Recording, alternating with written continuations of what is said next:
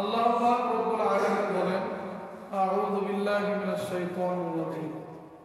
কুতিবা আলাইকুমুস সিয়াম কামা কুতিবা আলাল্লাযিনা মিন ক্বাবলিকুম লাআল্লাকুম তাত্তাকুন ইলা আখিরিল আয়াত।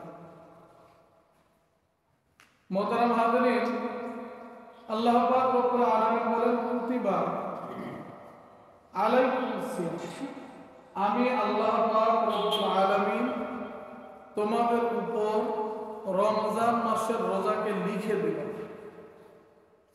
সুবহানাল্লাহ। মুফাসসিরে কেরামগণ বলেন, লিখে দিলাম অর্থাৎ হলো রমজানের রোজাকে, রমজান মাসের রোজাকে আপনার আমার উপর আল্লাহ পাক রব্বুল আলামিন ফরজ করলেন, যা আদায় করা আপনার আমার উপর ফরজ।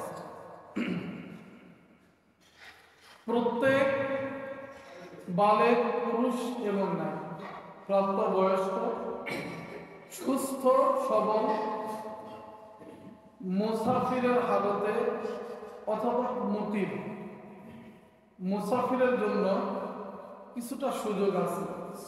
সফররত অবস্থায় যদি রোজা রাখতে কষ্ট হয়, তাহলে মুসাফির চাইলে সফর শেষ করে যে কয়টা দিন সে সফরে ছিল রোজা রাখতে পারেনি, পরে সে এই রোজাগুলো আদায় করবে, কাজা আদায় করবে, তাৎপর্য করবে।